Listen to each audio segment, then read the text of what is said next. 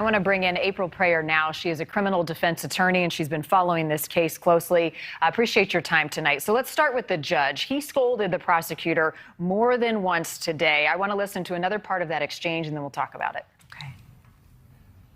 Why you would think that you could go into it without any advance notice to the court, I don't understand that. And as the defense is pointing out, you're an experienced trial lawyer, and this should not have been gone into. He has mentioned that he's acknowledged that he's used this gun to protect property. He's also just acknowledged that he knows he can't do that. I am attempting to impeach him now with the prior August 10th incident, 15 days prior, involving the same gun, where he is threatening to use that gun to protect property. He didn't have the gun with him. Your Honor, he is saying he wished he did so he could shoot people. You know, there's a lot of difference between commenting about something when you haven't got a gun and threatening someone when you do. All right, April, so pull back the curtain for us here. What is the big issue? What's going on?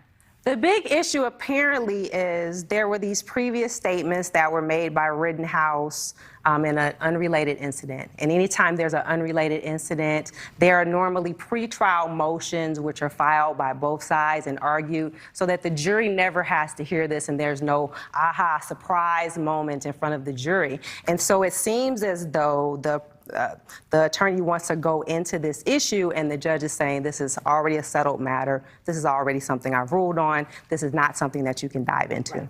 And then the defense pounced and now says, we want this whole case thrown out. So could that actually happen? I think that's pretty unlikely because the standard for a mistrial is pretty high. And if it were to happen, the judge probably would have done it on the spot. It's not something that would happen a day or two later after the judge kind of thought about it. So they're into the trial. Apparently Rittenhouse already testified today, and the case will soon be given to the jury. Yep, and that testimony today from him, emotional. So let's look at that. This was a critical moment for him to take the stand, convince this jury. What was going through his mind when all this happened? Let's listen. Mr. Rosenbaum was now running from my right side, and I was cornered from in front of me with Mr. Zeminski, and there were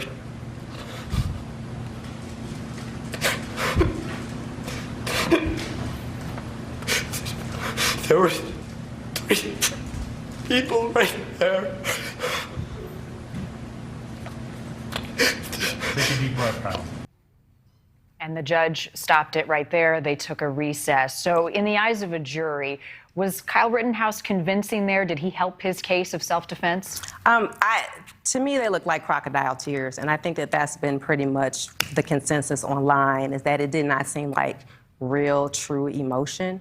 I will say his testimony was very well crafted. You could tell that his attorney had prepped him very well. He set up the self-defense, because normally self-defense means force matches force, meaning you have a knife, I have a knife. We both have our fists, you have a gun, I have a gun. If it's off balance, then it's usually difficult to show self-defense.